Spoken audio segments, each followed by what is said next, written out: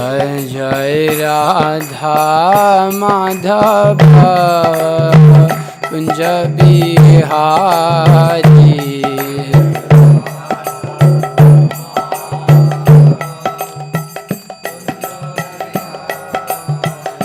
गोपी जन वल्लभ गिरिभरधारी।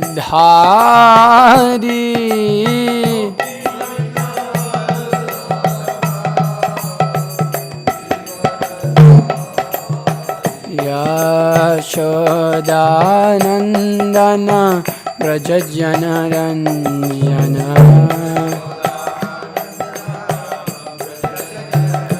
यशोदानन्दन व्रज जनरञ्जन।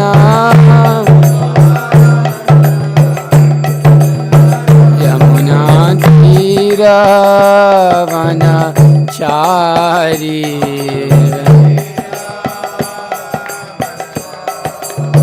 यमुना तीरवनचारी।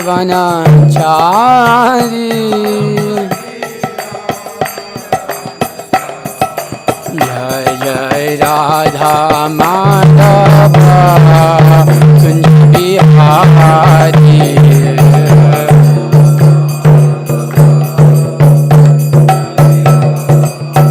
जय जय राधा माधव कुंज बिहारी।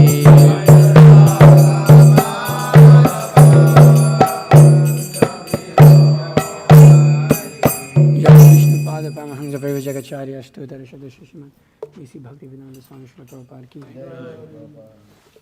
जय। विष्णुपाद परमहंस परिव्रजक आचार्य अष्टोत्तर श्री श्रीमद् भक्ति सिद्धांत सरस्वती ठाकुर श्री प्रभुपाद की अनंत कोटि वैष्णव की नामाचार्य श्री हरिदास ठाकुर की प्रेम से गौर श्री कृष्ण चैतन्य प्रभु नित्यानंद श्री अद्वैत गदाधर श्रीवास आदि गौर भक्तवृंद की श्री श्री राधा कृष्ण गोप गोपीनाथ श्याम कुंद राधा कुंड गिरि गोवर्धन की वृंदावन धाम की मथुरा धाम की गंगा माई की यमुना माई की तुलसी देवी की भक्ति देवी की ट्रांसजेंडर बुक डिस्ट्रीब्यूशन की संकीर्तन यज्ञ की समवेत भक्तवृंद की all glories to the Assembly Devotees, Hare Krishna. All glories to the Assembly Devotees, Hare Krishna. All glories to the Assembly Devotees, Hare Krishna. All glories to Shri Guru and Gauranga. All glories to Srila Prabhupada. Shri Krishna Prabhupada Shrimate Bhakti Vikasa Swami. Om Namo Bhagavate Vasudevaya. Om Namo Bhagavate Vasudevaya. Om Namo Bhagavate Vasudevaya. Okay, reading from 2.10.31 and 32. Just waiting on tape here. My hand's bleeding, so.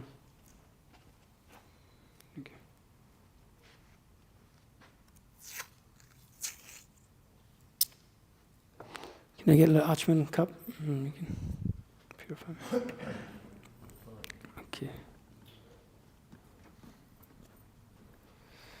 Okay, let me get it up here. So I'm going to be going through 31 and 32 here. So,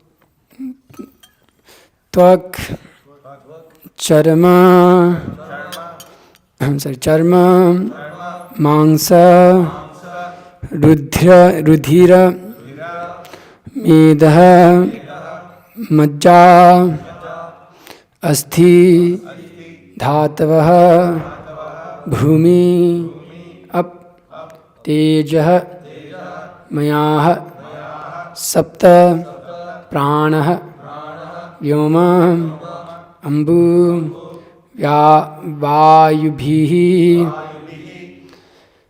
Tyak Charma Mangsa Rudhira, Medo Majasti Dhatavah, Bhumyapti Jumaya Sapta, Prano Vyamam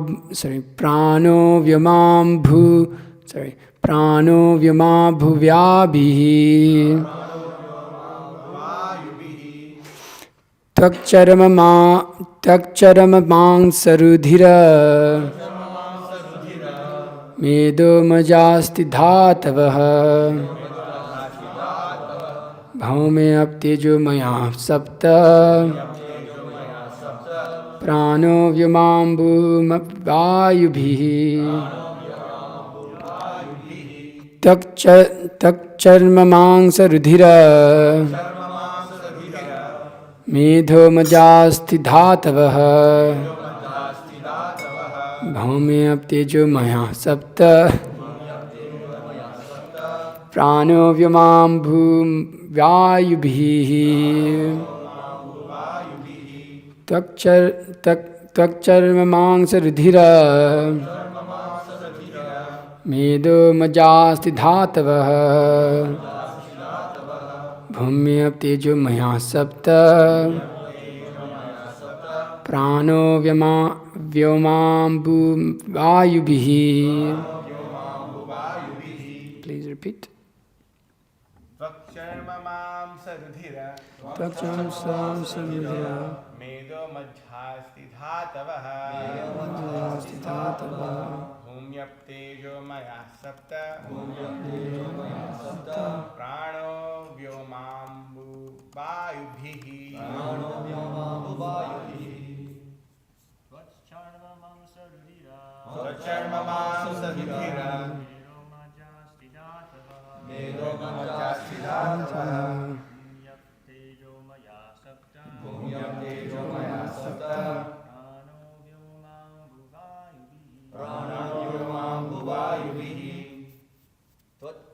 Tvacharmamangsarudhira Medo majhasti dhatavaha Bhumyaptejo maya sapta Prano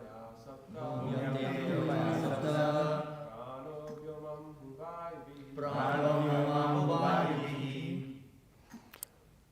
Okay, Mataji. Takcharmamangsarudhira Medo majhasti dhatavaha Bhumyaptejo maya sapta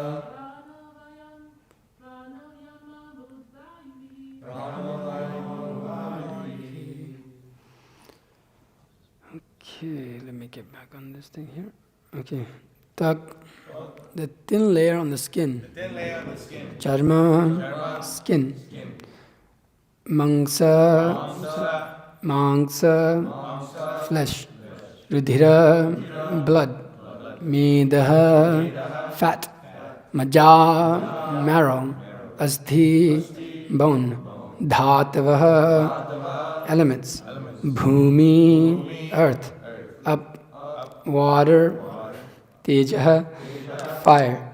Mayaha, predominating. Sapta, 7. Pranaha, breathing air. Vyoma, sky. Ambu, water. Vayubhihi, by the air. Translation and purport by His Divine Grace A.C. Bhaktivedanta Swami Srila Prabhupada Ki Jai. The 7 elements of the body, namely this thin layer on the skin itself, the flesh, blood, fat, marrow, and bone, are all made up of earth, water, and fire, whereas the life, breath, is produced by the sky, water, and air. Purport. The construction of the whole material world is predominantly made by 3 elements, namely earth, water, and fire.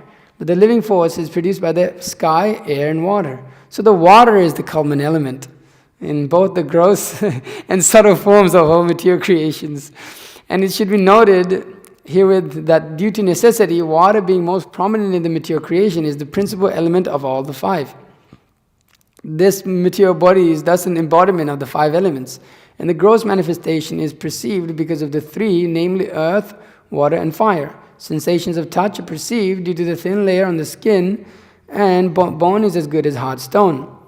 The breathing air of life is produced of sky, air, and water, and therefore open air, regular bath, and ample space is in which to live are favorable for healthy vitality.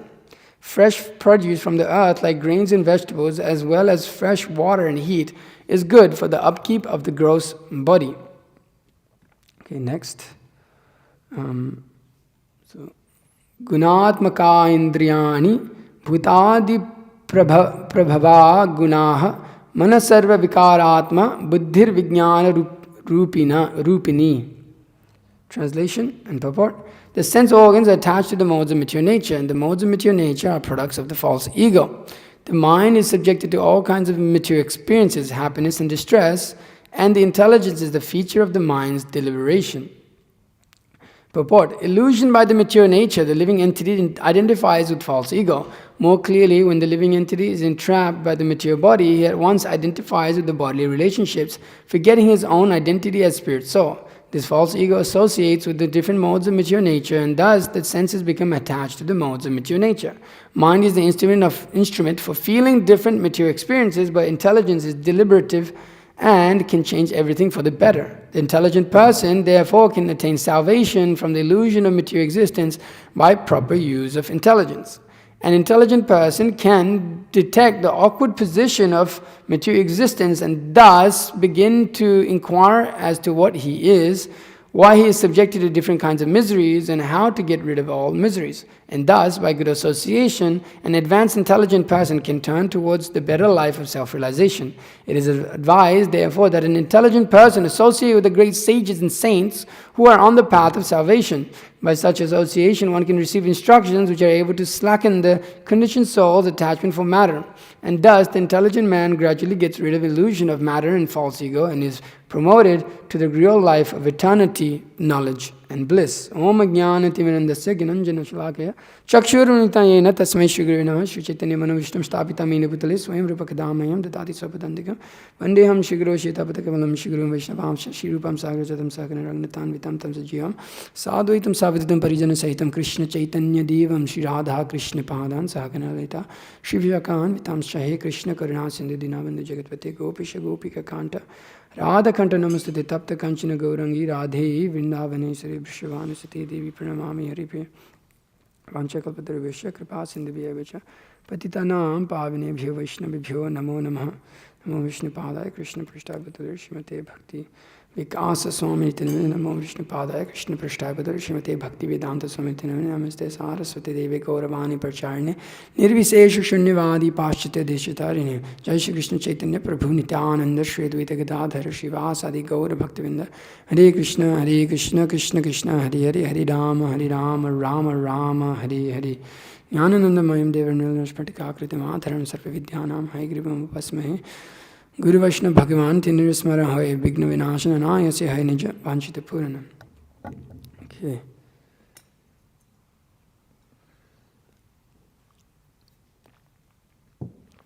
Continuing the discussion of the Bhagavatam is the answer to all questions. Chapter 10.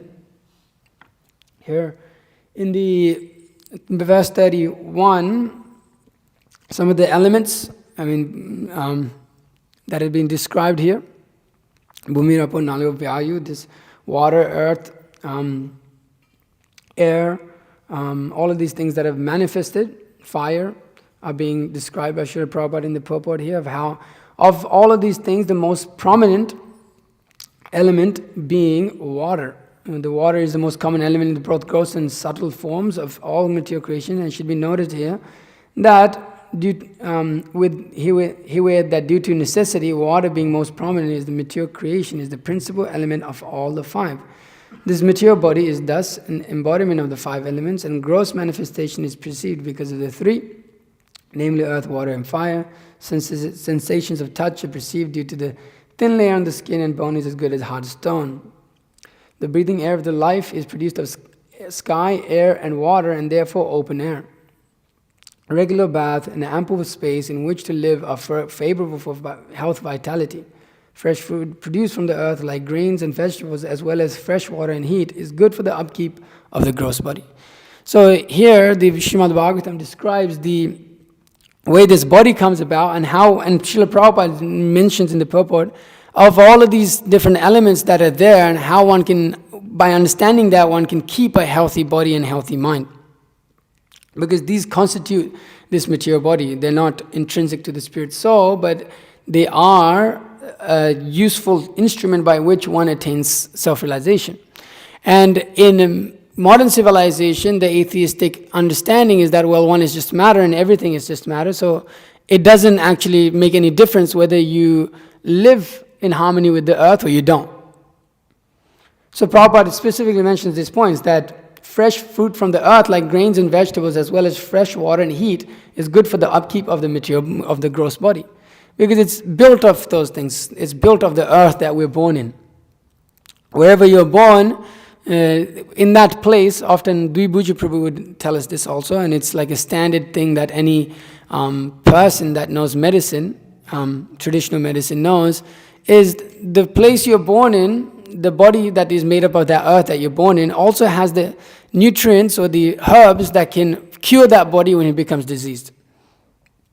So the manifestation of this material creation is so complete, well, because it's coming from Krishna, Devyesha Gunamayi Mamamaya Duratyaya, and this energy is mine, this Bhumira Punalu Vayu Kamana Buddhir Evacha, what is it? Ankara Itiyame Pinna Prakriti Ashtada. So it's coming from Krishna, so it is complete. It has everything that one requires. So when one is born in a particular place with a particular type of body, under the modes of particular modes of mature nature, that completeness is given in order to for the body to be healthy. Actually, just like we're born in different parts of the world here, or different parts of the country, you'll see when people actually move from one country to another, they become sick. As you had experience going from America to India, what is normal for a normal Indian person with an Indian body, that born in that place, they drink that water, they're completely fine. And you drink that water and immediately you're sick for a couple of days. So the material body is born under particular nature and circumstances. And so if one, as Prabhupada is saying here, maintains the body using fresh foods produced from that earth that one is born in, water that one derives from that place that he's born in, then his gross body stays very healthy. That he does not eat nonsense, like the materialists. Their whole push is towards enjoying the senses. So it doesn't matter what you produce. You produce from the earth, but then you transform it to make it satisfy the senses. And so that creates great havoc to the body because it's not natural. You put all these crazy oils, you grind different vegetable oils in masses and use that, fry that to like on a very high heat, which causes cancer. So these things that are being done are not healthy for the body, and even the fact that people travel so far, people don't understand that one should just remain satisfied where he was born. That if one simply does that, he lives with the earth that he is born in, his body will be happy, his mind will be more or less satisfied also to some extent, because the body is healthy. So if one eats fresh foods from earth, like grains and vegetables, then he remains very happy and healthy. One doesn't require all of this protein powders and these vitamin mixes. You see in people nowadays, so many deficiencies are there. Why is that? Why is it that when our grandparents who lived in the mountains or whatever, they lived in the villages, they didn't have to do all this. What did they eat? They ate what they grew. They didn't need 10 different types of fruits every day to maintain their body. No, you eat what you grow. You eat what you grow because the body is made up of that thing, and that when you feed the system what it needs, the body is satisfied. There's no require for all of this extra, all these extra things that are being pushed in material society, modern society. You need extra protein, you need extra this, extra that. The only reason one is lacking in those things is because we're moved away from a natural environment in which the body thrives, in which these material elements that have manifest, we're trying to exploit that.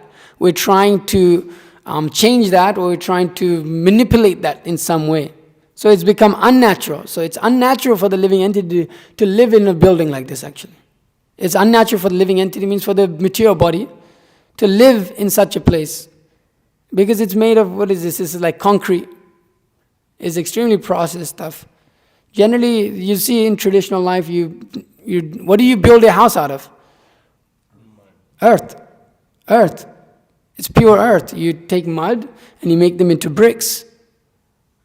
Or you get stone and you build your house out of that stone. And so even when you're living and sleeping in your house, your body is connected with the earth. Is connected with what the body is made out of. Literally that place that you were born in, and that earth that whatever that you're made out of, you sleep on that. You eat from that. That water that comes from that. So it's in natural harmony. This is natural harmony with the human nature, or in any living entity, with any living entity that is born in this earth. It's like you'll have experience, if you transfer one plant from one part of the world to another, they struggle because it's not native to it. So the system of Varnashram, or the system of Vedic culture, functions on this platform of living naturally. If you've heard this lecture, godly, natural, and simple lives. That is the principle by which any devotee lives, but specifically the platform of living a Krishna conscious life should be on this basis: simple, natural, and godly. In India, Guru Maharaj says that it should be traditional, but we don't want the tradition of the West. So godly is simple and natural. Natural means what? Natural means to live off the earth.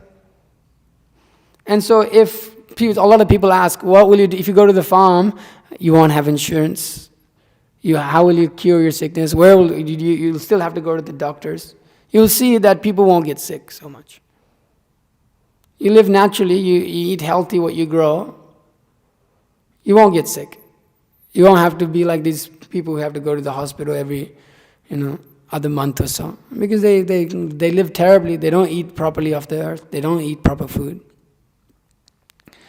So all of these things are taken into consideration when one lives a natural life, that they produce and take things only that is coming from the earth. They take things that is given by Krishna naturally, do not artificially produce.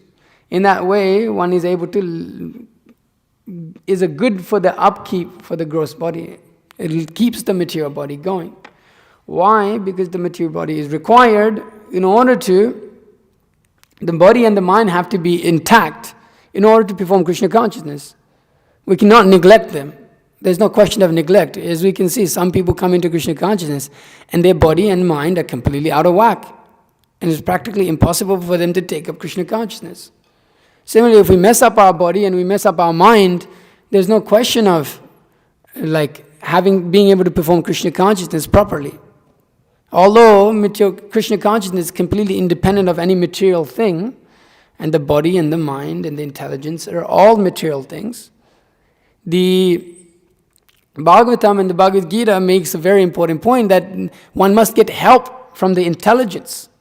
One must get help from the mind to elevate himself. Why? Because he's become illusioned. He's taken up on this identification of this material body. He's taken up on this identification. There's different earth, water, air, fire that constitute this body. He's taken up on that identification. And this is called false ego. He identifies that himself as that. He's become bewildered, illusioned by material nature, and is identifying with that. His ahankara, this false ego. So it is required that one understands how the mind and the body must be kept intact in order to facilitate one's Krishna consciousness. So we do what is necessary for the body. The body needs a level of exercise. The mind needs a level of exercise. The mind needs a level of regulation in order to not make it go insane. So we have to be in touch with reality in order to progress in Krishna consciousness. We cannot think, oh, now I'm in Krishna consciousness, I can do whatever I like. Let me just go do whatever I like means I don't have to, I can neglect the body and I can neglect the mind.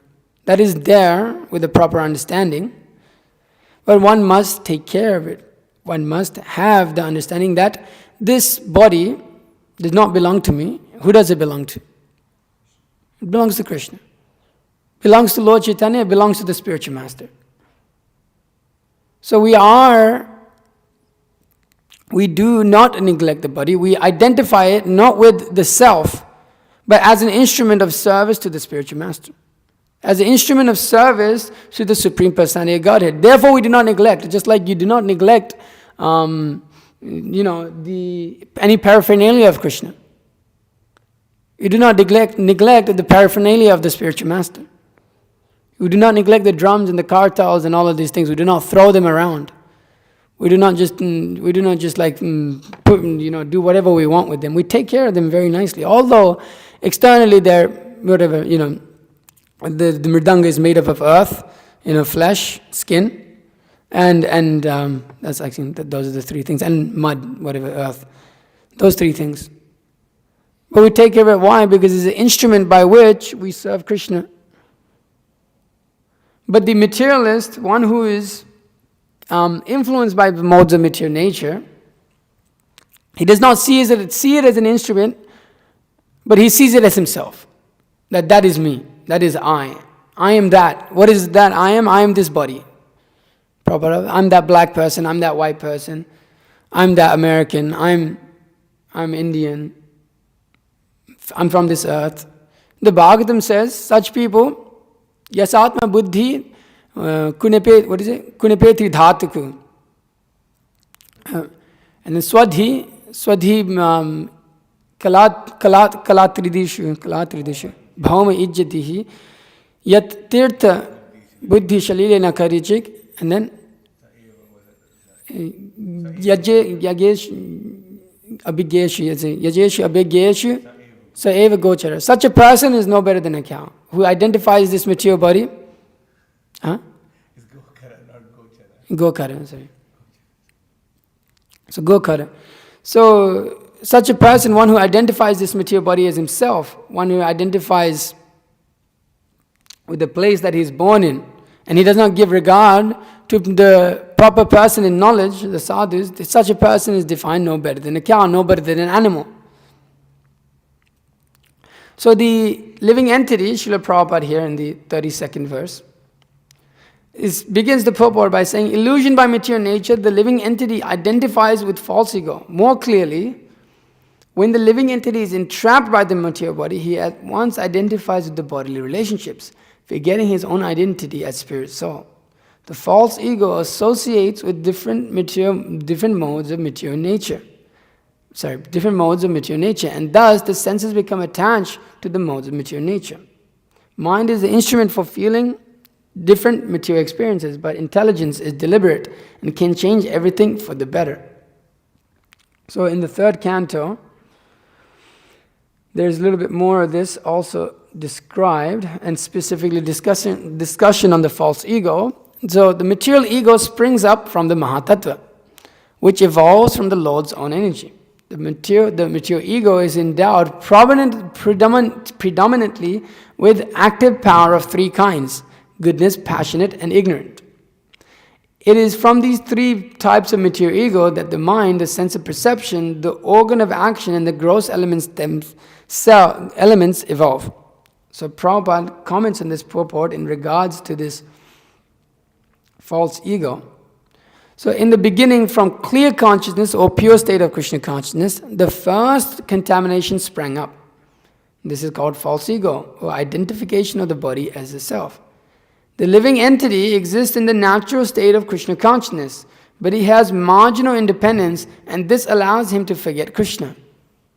Originally, pure Krishna consciousness exists, but because of misuse of marginal independence, there is a chance of forgetting Krishna. This is exhibited in actual life. There are many instances in which someone acting in Krishna consciousness suddenly changes. In the Upanishads, it is therefore stated that the path of self-realization is just like sharp edge of a razor. The example is very appropriate. One shaves his cheek with a sharp razor, but very nicely. But as soon as his attention is diverted from the activity, he immediately cuts his cheek because he mishandles the razor. Not only one must come to the stage of pure Krishna consciousness, but one must also be very careful. Any inattentiveness or carelessness may cause fall down. The fall down is due to false ego. From the status of pure consciousness, the false ego is born because of misuse of independence. We cannot argue why false ego arises from Krishna consciousness, from pure consciousness. Factually, there is always the chance that this will happen. And therefore, one has to be very careful. False ego is the basic principle of all material activities which are executed in the modes of material nature. As soon as one deviates from pure Krishna consciousness, he increases his entanglement in material reaction. The entanglement of materialism is the mind, and from the material mind, the senses and the material organs become manifested. So, very important points being made here. That is this is often a very confusing and often debated about how the living entity falls down from the spiritual world. But Srila Prabhupada simply says from one's misuse of independence. And Prabhupada also says one cannot argue why false ego arises. But it does. How can we argue this? Prabhupada says we can't about why false ego arises from Krishna consciousness. We cannot argue about it, but it has happened. And if there is every chance, Prabhupada says, even when one comes to the platform of, like we were discussing yesterday, is prema, and then after prema there is before prema there is bhava, in which there is complete eradication but not absolute. There's eradication of destroyed. Anartha still goes on until the stage of Prema. And then it's completely done when you enter into Bhoma Leelas and that. Yeah, so it's not absolute yet until Bhoma Leela hits. So even at the level of prema, one still has the possibility. No, because yesterday he was saying that it's not absolute. It's like the process of Anartha still goes on. It's completely eradicated at that point. So Prabhupada is after the level of bhava, no one falls down. Okay. So even at the level of bhava, when one is having great feeling, loving feeling for Krishna, like Bharat Maharaj was having, then one can still fall down if one's independence, if one uses misuse of independence, if one wants to enjoy separately from Krishna, then immediately he takes upon this false identification. Because his real ego, his real situation is that he is in that consciousness as a servant of Krishna. But if he takes upon this false consciousness, then he immediately acquires a perverted consciousness, this false ego, false consciousness and attains a material body in which he tries to enjoy using his mind. As that is being stated here, that the entanglement of materialism is the material mind, and from the material mind, the senses and material organs become manifest. And so, in the purport of what we're discussing, Prabhupada writes like that yes, we were discussing that yesterday also Mahotsav Prabhu was saying how the mind, he was talking about the mind. So Prabhupada here says, mind is the instrument for the feeling different material experiences, but intelligence is deliberate and can change everything for the better. So the happiness and the distresses of life are felt on the level of the mind. But And so this is the center of one's material enjoyment, that one more or less enjoys on the level of the mind. The sensation is there in the senses, but the enjoyment takes place. The happiness and distresses are really felt in the mind. So this false ego associated with different modes of material nature, he enjoys differently. So as a person, you can see different people have a different taste of enjoyment. For someone, having something extremely sour, spicy, and salty is very enjoyable. But for another person, in another mode of material nature, in touch with another different types of mode of material nature, that same thing is not very palatable. So the false ego, according to the mode of material nature, the associate, which is mode of material nature it is associated with, it takes upon different levels of different levels and different levels of attachments to this body also. That was being said in one place. Here. Sorry. In this third canto here, it goes on to describe a little bit more. Okay. So the false ego is characterized as the doer, as an instrument, and as an effect. It is further characterized as a serene, active or dull, according to how it is influenced by the mode of goodness, passion, and ignorance. So Prabhupada writes, Ahankara, or false ego, is transformed into demigods, the controlling direction of the material affairs. As an instrument, the false ego is represented as different senses and sense organs, and as a result of the combination of the demigods and the senses, material objects are produced. In the material world, we are producing so many things, and this is called advancement of civilization. But factually, the advancement of civilization is the manifestation of false ego. By false ego, all material things are produced and as an object of enjoyment. One has to seize increasing artificial necessities in the form of material objects. One great Acarya, Narottam Das Thakur, has lamented that when one deviates from pure consciousness or Vasudeva or Krishna consciousness, he becomes entangled in material activities. The exact words he uses are Sat Sang Chadi, Chadi Kainu Asat Vilasa, Te Karane Lagiya Ye Karma Bandha Phasa.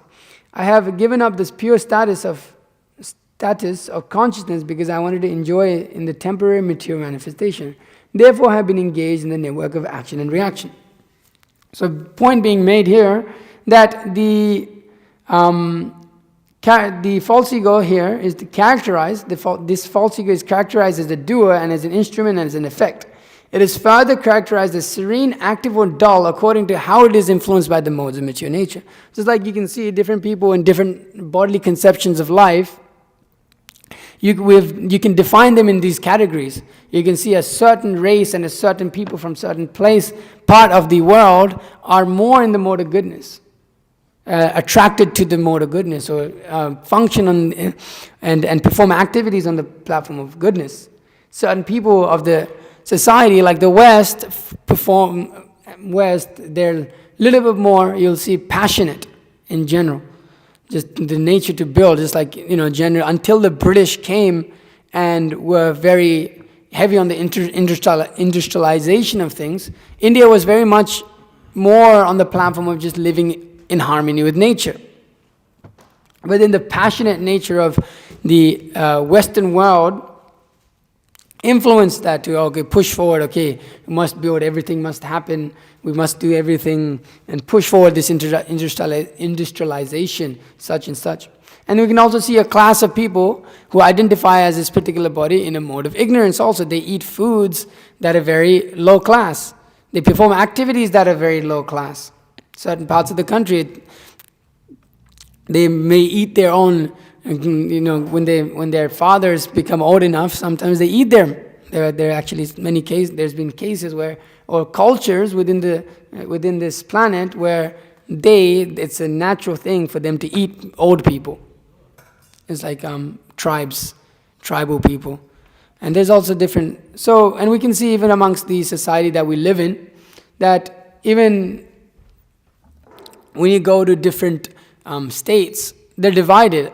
a certain class of people that identify with a particular body are divided into one category, and under the particular modes of passion, goodness, passion, and ignorance. And one sect of society that live in one certain part of town or identify one certain type of body are categorized overall into this one, whatever, goodness or passion or ignorance. And that there's a pretty clear line when you examine these things, that they're under these particular modes of mature nature. So when one acquires, when one is under the influence or is illusioned by mature nature and is when one has false ego, he functions with the mode of mature nature, whether he's in goodness, passion, or ignorance. And that is done through also the mind. Here, when one tries to, under the influence of modes of mature nature, and is identified with that false ego, the mind comes into play to try to enjoy, because that is the mind is where the enjoyment takes place, whereas the material experiences, the happiness and distresses of life take place. So Krishna describes these things, and the senses are an instrument by which one gets that happiness or distress. So Krishna describes that in the Bhagavad Gita in the 3rd chapter, where he starts to explain the workings of the senses, the mind, and the intelligence, and the self or the false ego. That the senses themselves are higher than the senses is the mind, higher than the mind is intelligence, higher than the intelligence is Saha. It's often sometimes said false ego and sometimes also defined as the self. It's defined as less Krishna or the soul. Huh? Defined as less Krishna or the soul. Or the soul, yeah. The one as the self, or Krishna. You said Krishna? Yeah, or lust. Or lust. So those are the 3 definitions that are given by different acharyas, as I was hearing my spiritual master speak on that. So the senses and the mind are on the level of the senses and the mind, they're trying to enjoy materially. And the intelligence, according to the mode of mature nature one may be in, is facilitating that by giving one proper, what to do and what not to do. Just like one may try to enjoy by jumping from a high building, but the intelligence gives you intelligence, you should carry a parachute. You want to experience that happiness of that rush of falling, then you should carry a parachute. So the intelligence as being defined here, Srila Prabhupada says that the intelligence is the deliberation, is the feature of the mind's deliberation. This word particularly means is a long and careful consideration or discussion. The mind, it is a check for the mind to make sure that it does not bewilder the living entity too much, that it has checks and balances that it goes through in order to get that enjoyment and distress. But we can see that those who are too much attracted to sense enjoyment and whose mind is not controlled, that there is no intelligence. The intelligence is many-branched. The intelligence has no control, as the chariot with the horses. That example is there. That one, on that platform of the mind, when one is completely uncontrolled, there's no question of having any sort of discrimination, because that is one of the functions of the intelligence. In the 3rd canto, this is being made here, that doubt, misapprehension, correct apprehension, memory and sleep, as determined by their different functions, are said to be the distinct characteristics of intelligence. So the point of intelligence is to create doubt, correct apprehension, misapprehension, memory and sleep, as determined by their different functions. So the intelligence is meant to be the guider and regulator of the mind. But often what happens is the mind is so uncontrolled that the intelligence has no time or room to actually give it proper guidance.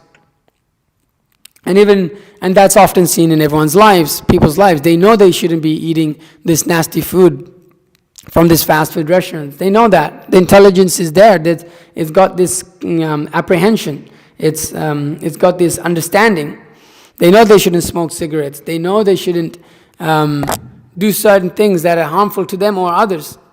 But because the mind, under the influence of this false ego and this desire for enjoyment, the mind bypasses the intelligence. The mind bypasses it, convinces the intelligence that yes, you should enjoy. Yes, it doesn't matter, it's okay. So one should learn to control the intelligence. The intelligence is higher than the mind, so one should create proper apprehension. One should have proper understanding of what is what, as Prabhupada would often say. And so Srila Prabhupada makes that point here, particularly in the... Sorry, I've lost it here. Where is it going? Okay. Here, Srila Prabhupada makes a particular point that the intelligent person... mind is the instrument for feeling different material experiences, but intelligence is deliberate and can change everything for the better. The intelligent person therefore can attain salvation from the illusion of material existence by proper use of intelligence. An intelligent person can detect the awkward position of material existence and thus begin to inquire as to what he is, why he is subjected to different kinds of miseries, and how to get rid of all miseries. And thus, by good association, an advanced intelligent person can towards the better life of self-realization. It is advised, therefore, an intelligent person associated with great sages and saints who are on the path of salvation. By such association, one can receive instructions which are able to slacken the conditioned soul's attachment for matter, and thus the intelligent may gradually get rid of the illusion of matter and false ego, and is promoted to the real life of eternity, knowledge, and bliss. So one has to start to use his intelligence by what? By hearing. By hearing from proper place. One should utilize his intelligence, that one to understand what is matter, what is spirit. One should get proper knowledge. And that proper knowledge can only be granted, as being Srila Prabhupada said here, one should surround himself with great sages. One should hear the message or what is Krishna consciousness, what is the awkward position of one's material existence from great sages, not just from some materialist. Because just by understanding one's awkward position in material existence, like the Mayavadis understand, the Buddhists understand, that does not exactly give one the ability to overcome the mind and the senses and the false ego. What Mahotsav Prabhu is saying is thus nullify, one must rectify. So the Mayavadis and the Buddhists, they want to nullify it. They just want to kill the ego.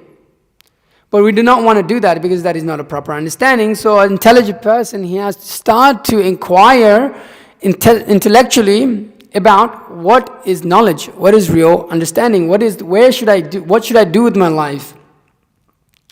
Why is it that I'm suffering? Why am I dying? Why is there birth? Why is there old age? Why is there disease?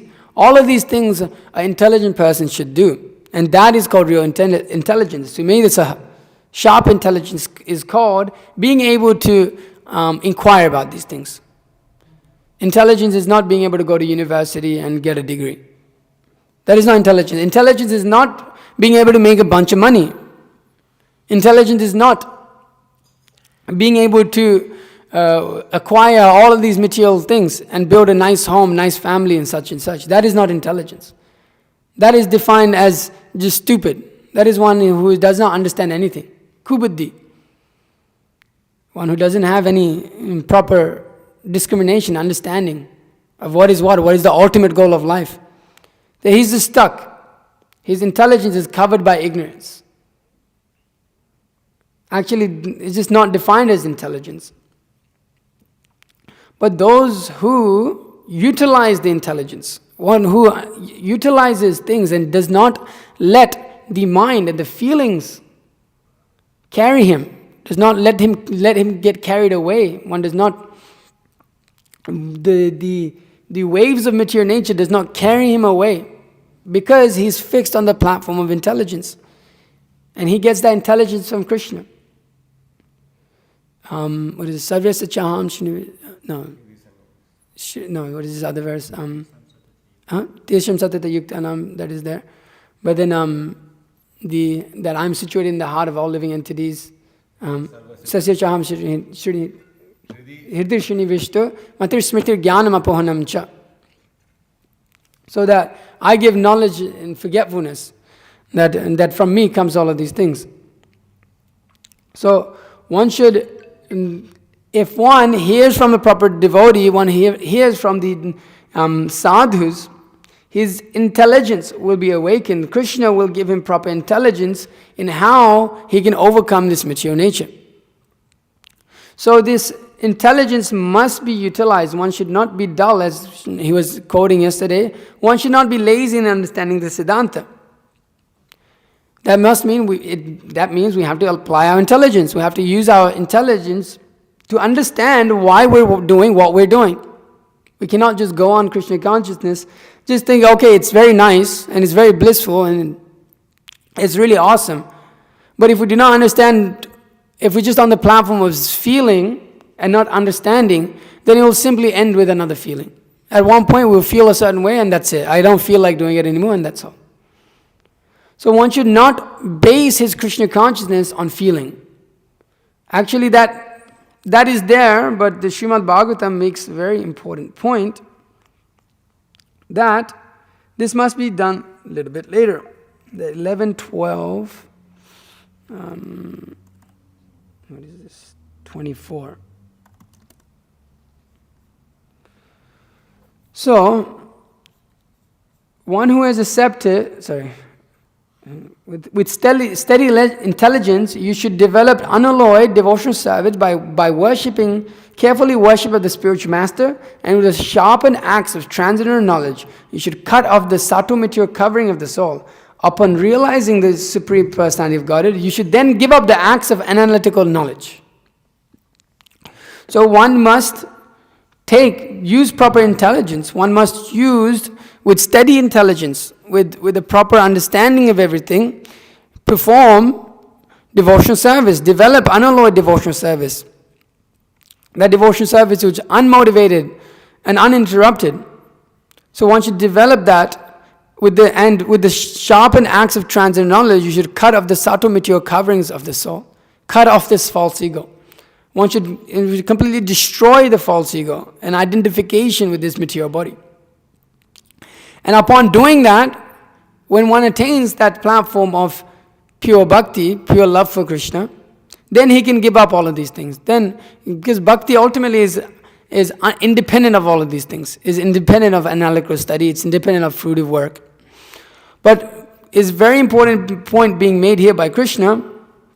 I believe this is Uddhava Gita, yeah. Krishna is speaking to Uddhava, that you must use your intelligence. Do not become bewildered. Do not become bewildered by the waves of material nature.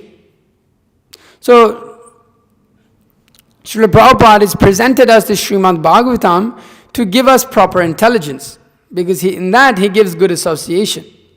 This is the topmost association, as he says, and how to get rid of all these miseries, and thus, by good association, an advanced intelligent person can turn towards the better life of self-realization. It is advised, therefore, that an intelligent person associate with great sages and saints who are on the path of salvation. By such association, one receives instructions which are able to slacken the conditioned soul's attachment for matter, and thus the intelligent man gradually gets rid of illusion of matter and false ego, and is promoted to the life of eternal knowledge and bliss. So this is on the platform of which we should perform Krishna consciousness, which is coming to the association of devotees. That is the essential point of all the Shastra, that one must come, because only by that our intelligence can be awakened. Otherwise we're completely fools. And you can imagine, we had so many foolish ideas. Our intelligence was so much full of stool. It was working, but it was just working towards this material idea of life, working in order to satisfy the false ego. But real intelligence became awakened when we came in association with those devotees who were cutting. They were cutting through the different coverings of material nature that is there, of the soul. As described in the Bhagavatam, that spiritual master, he cuts through all of these different coverings of the living entity by his words. He enters through the ears. The words of the spiritual master enter through the ears, and they're not any sort of material vibrations. They're spiritual vibration that cuts through these coverings and enters and it allows the soul begins to come in direct touch with transcendental sound vibration.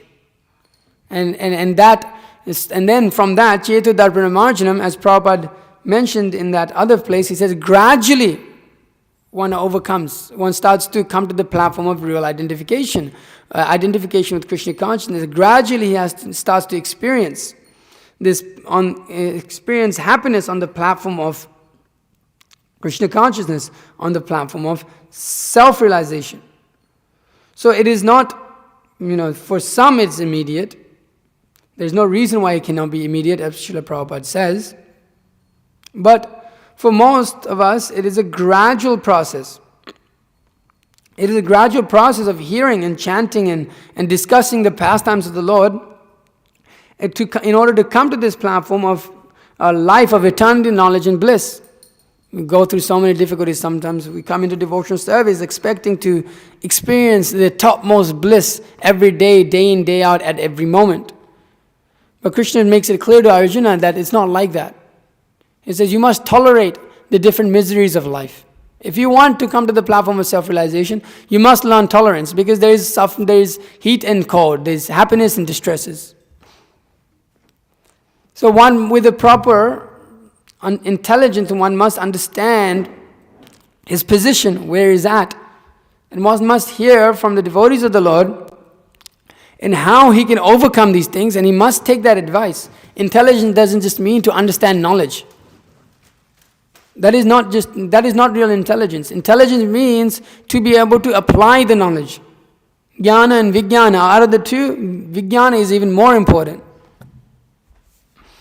So intelligence doesn't just mean to acquire knowledge and to understand theoretically or like this, like that. But intelligence means to actually be able to apply that in our lives and to be able to realize that aspect of Krishna consciousness, to apply those principles that are being taught to us. And then see how by that application we're making advancements. See how by that application the mind is becoming purified of material desires. Of how the mind is becoming spiritualized. How it no longer is on the platform of accepting and rejecting according to one's own senses. How the mind starts to come to the platform of accepting and rejecting on the platform of Krishna consciousness. We only accept those things that are favorable to Krishna consciousness and reject those things that are unfavorable to Krishna consciousness. They become second nature in our life. It's like there's no question of eating karmic grains. There's no question of going and drinking and smoking and illicit sex and all of these things. And it's not that in our lives every day, we're like thinking, oh my God, I can't do that. I don't think, devotees who've been living in the ashram for, at least a few years are thinking at every moment, oh my God, I can't have illicit sex. I can't eat meat. I don't think they're thinking that. You can see that it's like second nature. It's like, I'm not going to do that, but you don't even have to think about it. Why? Because you're engaged in devotional service. So the mind becomes purified, the senses become purified. That same enjoyment that one wanted out of eating something before, that one no longer desires to eat that thing. Although it may give some sensation to the senses, one neglects it because he's become purified. Or that same thing that was so tasteful to us before, immediately at some sort of smell of it, we want to throw up. So the false ego tries, under the different modes of material nature, wants to experience particular type of enjoyment. But when that is becoming purified with the help of the intelligence, the mind, then the association with material nature becomes more and more distant. Our nature begins to we start to become not so much under the control of material nature. As Krishna makes that point, that When one surrenders unto me, then it becomes very easy to cross the ocean of material existence.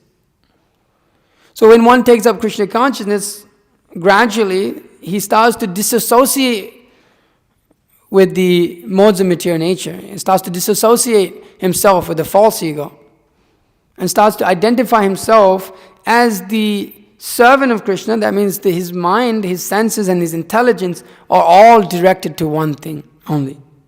That is service. That is the attitude of service and the mood of service towards Krishna. And that is received by proper service and inquiry from the spiritual master. Tadvidi pranipatina pariprashana seva upidikshanti jnanam jnaninas tattva darshinaha. By proper service to the spiritual master and proper inquiry with submission. So by doing that, one's transcendental intelligence is awakened and one can purify one's mind and one's senses and come to the platform of the real self, and identifying himself primarily as the servant of the spiritual master and servant of Krishna.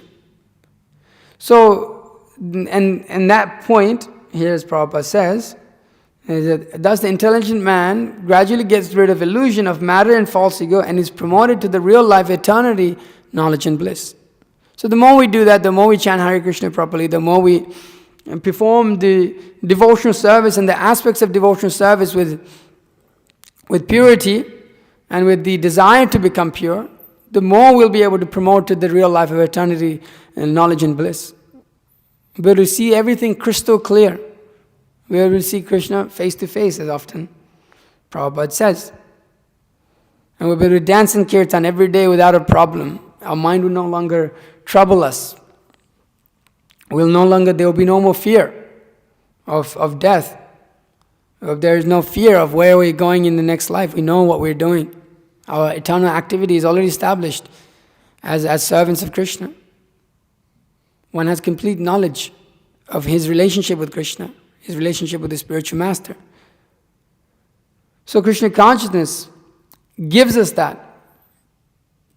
It gives us that pure understanding by which we can overcome the different trappings of material life.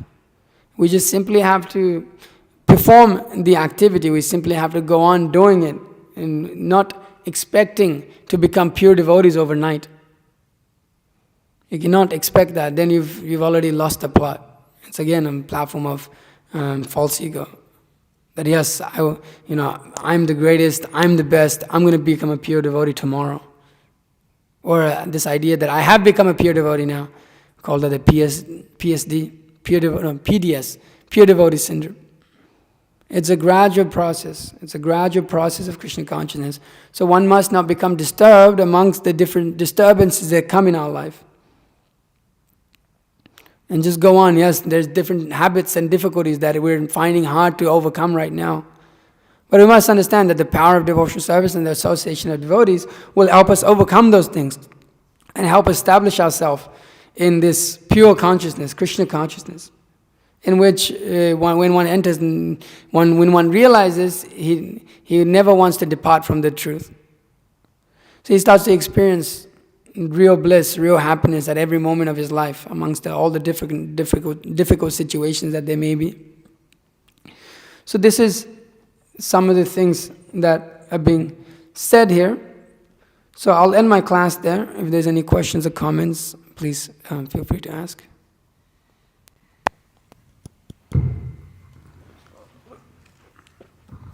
Hare Krishna. Yes, Prabhu. So one thing, is it that when we move from countries we fall sick? You didn't fall sick when you moved from Australia to America. I did. I didn't fall sick when I moved from India to America. Or, I don't think Vishnu fell sick either.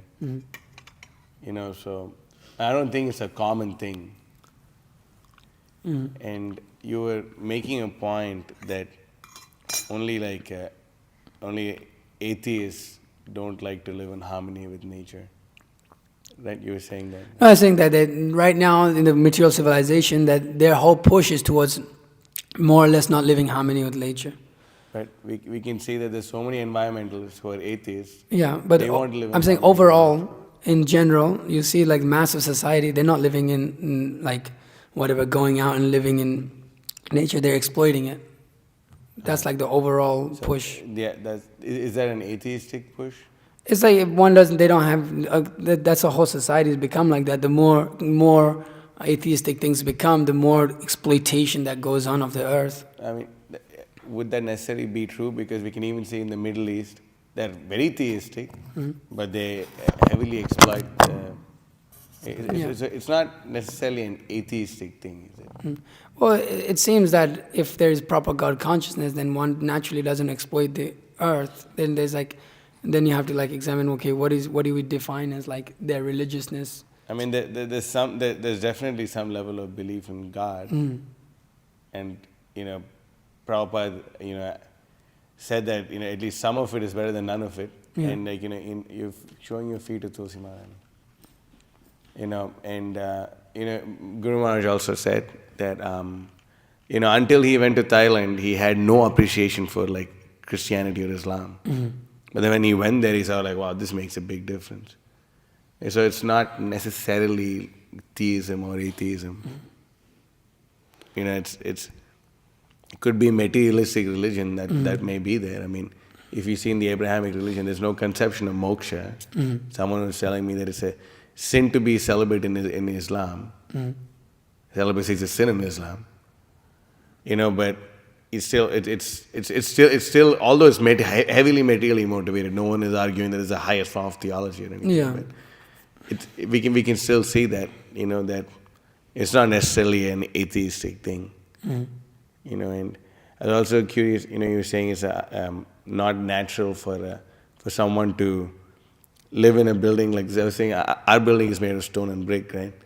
Well, there's a lot of like unnatural things that like you have to go extreme processes that people put it through. So I mean, I was thinking then, the palaces and all these things which are there in India, like, what's the difference? Okay, all right. I mean, I guess there's like some cement, okay, but it's like mainly steel, wood. I'm just wondering like what the point you were making. Yeah, it's just like that. It's like it's extreme that just like this. Like I was trying to contrast between how when there's a natural living, just like when one lives in a village or something, he lives in a house made out of mud. Sure. So when we take potatoes and they process it extremely in the store, and then they give it to us. It's potatoes, but it's undergone some crazy process, and then we take it to the material body. And although it is just potatoes, because the process is undergone, it makes like problem for the material body. Are the organic potatoes also? No, I'm saying like you turn them into potato chips. You fry them. Sure. I'm just Right. potatoes. Yeah. I'm just saying. So it's just like you take material energy and you manipulate it in such a way. Just like New York City, you live in such a crazy place. It's not in harmony with nature. It's just the body is not in harmony. So main point being that it's more or less we live in buildings that is natural for a human being, but it's like unnatural to have just like the way that modern civilization does such a thing is like all this steel and all of these things that it produces in order to like concrete and all the different chemicals that it produces in order to do all of these things is not particularly natural for the body. Just like it's not natural to live in New York City. It's like ridiculous. It's just this concrete. And more or less that's the idea that I'm like trying to convey, that it's just like, yeah. So it's also called, Kali Yuga is also called Age of Coral, also called the Iron Age. Iron is, I don't know. And I was looking at a few things. Just like there's a lot of studies done that like when one doesn't even just like get to walk on grass. Yeah, sure. It's just like there's so much. Obviously, I'm not arguing in the favor of exploiting. It's not natural for. Yeah. But we can see in Vedic times also there's agrocentric cities. It's not like everything is a village. Yeah. Krishna didn't live in a village in Dwarka. He had his palaces. I mean, it's agrocentric. So yeah, maybe like a few of these things maybe it's unnatural. Like I guess like the HVAC system is unnatural. Yeah, especially. And yeah. I think a lot of that what was built, the palaces, and it's like rubies and gems that come straight out of the earth, and it's like really natural, the way they make things. Yeah. Yeah, it's of course all this entire civilization is based on Ugra karma.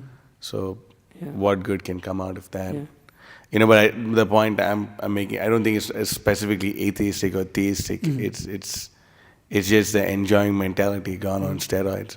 The whole Ugra karma point. Okay. It's Ugra karma. Yeah. Irrespective of if you're a theist or an atheist, it's Ugra karma. I mean, some theists are of the opinion that God kept us in charge so we can eat whatever thing we want. But yeah, we can see that. And I was also, Prabhupada always made this important point, health first. Prabhupada always made that point, that we should have health. We should take care of our health, because without that, and there's actually, if you read in the section of Bali Maharaj and Shukracharya actually quotes different Vedic scriptures, and he's saying that if you don't take care of the body, how will you attain self-realization? And Prabhupada actually speaks in favor of that in those 4 parts, and then the next few purports, Prabhupada says actually Bali Maharaj is right. So anyway, that point Prabhupada always emphasized. Huh? Bali Maharaj or Shukracharya? Shukracharya says that you need the body to be healthy, otherwise how will you be healthy? And to perform self-realization, whatever you need to do, So, he makes that point. And, one thing also, it's, to maintain your family, to get money and all that, it does require like some intelligence, but it's like misused intelligence. It's not like there's no intelligence. Kubuddhi means that misapplied intelligence. I was we were chanting a Gayatri yesterday or day before, when we stopped in that, pilot before. And right after I chanted my Gayatri, I was seeing there was a bird, and he's like going and picking up these, straws of grass, and he's doing that, and like he's obviously doing that to build his nest. I was thinking the same thing the bird is doing, we are also doing, building homes. That's also building its home. It requires some intelligence to do that. The dog has like some kind of intelligence to like be able to smell things out and scope things out and figure things that, we like a mice is very good at finding stuff like, oh, how the heck did you find it? Like one person had a mouse that, the mouse would like be very expert at going and finding jewelry, and he would like give a clue to his master. So the guy would go and steal the jewelry, and that's how he was maintaining himself. So once someone visited his house and he killed that person, just accidentally killed that mouse. So the guy got so angry that he killed this person and he went to jail because of that. Okay. And so like the intelligence is there. Yeah. But it's like it's simply intelligence for eating, mating, sleeping, and defending. That's animalistic intelligence. So, so Kubuddhi is misapplied intelligence. That's intelligence. How can we say, oh, no intelligence is needed? Intelligence is there. Yeah. But what's the use? You're using your intelligence so well to like make your nice arrangement in a ship which is sinking, get out of it. Yeah. That's the proper use of intelligence. Yeah. Real intelligence is defined as that. It's like the real intelligence is defined as that which like, that's what a point I was making was this, the intelligence is there, but real intelligence is to look towards spiritual life and ask these questions. Otherwise, your intelligence is not considered intelligence. It's like, otherwise it's just like, you're just wasting it. You're just misapplied intelligence. That's the thing. Intelligence is there, but it's misapplied. That's the point. Animalistic. It does require a lot of intelligence to run like a huge company. No one can deny that. It does require a lot of intelligence. These people are intelligent, but they're misapplying their intelligence. Just imagine, they became Krishna conscious. How widely would the, if they use it in Krishna, how widely would the Krishna conscious movement spread? Like to say that it's not intelligence at all is actually markata vairagya. But we are not dry renunciates, we are applied renunciates. We apply the renunciation. So we understand it like that, from that perspective. And a few other points, but I guess that's... Okay. Is there anything else?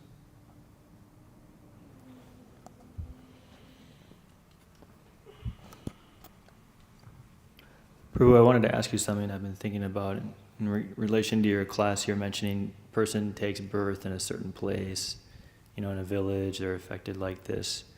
And I was thinking, this whole subject of guna and janma, one's qualities and one's birth. Of course, we hear in the Shastra over and over and over and over again that if you're born into a Brahminical family but you don't have the qualities of a Brahmana, then you don't, and vice versa, right? But I was thinking, it seems like one's birth definitely has an influence on one's qualities. Yeah, karma, but one's birth is according to one's karma. So it's like he's got this guna karma vivagashah. So it's definitely, it's like you're born in a particular family because of your karma. So definitely there's a big, significance in that. But if the qualities... The Shastras say that it doesn't matter so much, but it does seem the like qualities have to be there. The qualities is the important bit. Your karma gives you a certain birth, but if your qualities, your guna isn't there along with that, your activities are not along with that, then it's useless.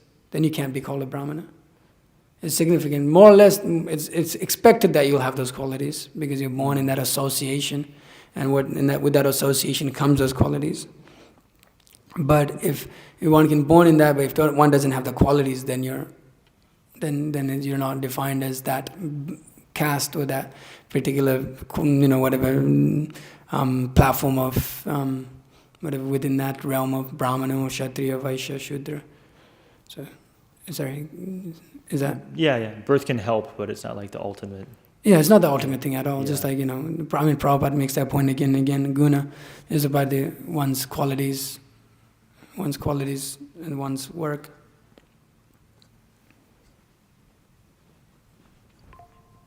It's guna is the most important aspect of guna, but karma is definitely there, and it does play a role. I mean, guna is there, but but someone's karma, they may be very interested in, but if their health is failing all the time, how much could they do? Mm-hmm. And it's seen that it's amongst most of the type of people who join. There's like a certain level, there's like a certain kind of karma which also helps. Yeah. When you're going to recruit people, you're looking for people who are like, at least they're not completely out of their freaking mind, walking around like nutcases on the streets. There's a reason why you're trying to like recruit people from, let's say, Emory University, rather than going to Bankhead. Yeah. It makes a difference. Yeah, it makes it, and definitely guna play is the most important thing. But karma is also there. There's some, but bhakti can transcend all these things, and that's why when there's purification of consciousness, then people can come to Krishna consciousness from all paths of life, But it's not dependent upon it. Bhakti is supremely independent. But if you have limited resources, you'd apply it for. Yeah. You can see certain qualities within those karma and those births, janma and karma of people. You can see like the gunas. Yeah. Like it doesn't matter which janma and karma they have, but often the qualities of that person. What qualities do they have? It's like it seems to be like a lot of the defining principles of whether they're able to make them not able to make it in devotional service or not. Like what qualities have they acquired over their life? We would think this one guy, he came. Everyone was treating him so nicely, and he was cleaning the floor, mopping the floor, doing all this. But everyone is coming after him, or everyone is looking at, why? Like, what happened? Everyone loves you, everyone's happy you're here. But like sometimes they pull you back so much. Your previous samskaras pull you back so much. It's like it's easier to convince someone who is not like a serial killer. And there's things which are there, things which are going on. They do have their effects, but of course, devotional service can transcend all these things, man. Some people can be more eligible to perform sadhana bhakti, and some people may just get kripa siddhi. They may just attain it by the mercy. Yeah. So these points are there. It requires determination of the individual. Yeah, determination. Those who don't have the qualities, then they have to have determination. Yeah, that's the thing. At least they should be. Bottom line is, no matter what your guna or karma is, you need to be sincere. Yeah. If that person is sincere, no matter where they're from, no matter what walk of life, they can make it back home, back to Garden. Like, for example, there's this devotee in India. He was like, just like this. In India you have like these truck drivers, right? And these truck drivers have like a boy who's like their assistant. And they learn, and this guy, all he spoke was Telugu, a very low class thing, But then he came into the association of devotees, and then, somehow, his intelligence awakened, and then, he started speaking English, and then he started preaching in English, and he started convincing so many people of Krishna consciousness in English. Wow. Karmically speaking, from guna-wise, like, he was a complete dullard, completely dull guy. But he had so much faith in the process of Krishna consciousness that Krishna gave him the intelligence. There's another example. There was one person, Prabhupada, going on a morning walk in that park, and he was living in like this park, and completely like, just a completely homeless, hopeless like guy, And then like, when Prabhupada come for the morning walk, he would like try to go and like, come into the association of Prabhupada, and all the devotees like shoo him away, But one time he broke through and fell at Prabhupada's lotus feet. And Prabhupada like, kept his hand on his head and saying, it's okay, it's okay, it's okay. Prabhupada was saying like that. And then, so they took him back, and they had a name for him. I think they call him Mr. Stinko or something like that, So then like the devotees took him in the temple, like cleaned him up, shaved him up. And then the next day, so they all went out, and he was just like the support team for the support guy for the Sankirtan team. Can I go out on books? Can I go? He's constantly asking, And then devotees are all right, just go out on books, at least come out of the system, get it out of his system, And then he took the book bag and he went, and he was going, and he went to a few people, they were buying books. The devotees were saying that. Again went to a few people buying books. He emptied his bag, came back, and they asked him, what are you telling these people that they're buying? He's just saying that Prabhupada saved me, Prabhupada saved me. And by doing that, he attained perfection. Can you imagine? Amazing, amazing. Who could have ever thought? Who could have ever thought? But that's the power of devotional service. It can rise above, but the person should be sincere. That's the point. So, anyway. Now, do you have something quickly? Yeah. Devil's advocate here, but it seems like for men, birth is not so important, but for women it is. Because even if the man develops certain qualities and qualifications, they can perform different duties, but for the woman, regardless if she's very, very spiritually intelligent or not, she's fixed within certain household duties, mother. That's... Yeah. Yeah. Yeah, one must, Krishna makes that point, one must follow one's nature in the sense that one must not go outside of that. I can't, like I'm skinny, I can't go and be, try to lift big weights. It's not going to work out. So it's just a woman's nature is like of a certain type, and within that there is, like often it's said that there is even for them if they develop some love for Krishna, the attachment becomes they become attached very fast to devotional service, whereas a man sometimes requires a little bit more convincing and things like that. So there's it's not at all a disqualification, or it's like one must learn how to perform devotional service on that level, And so it's like, generally it's considered a lower birth, but it's not at all, disqualification or, there's no problems in that, in devotional service. Yeah. Okay, anything else? Okay. Mataji's no? Anything? Okay. Srimad Bhagavatam ki jai, Srila Prabhupada.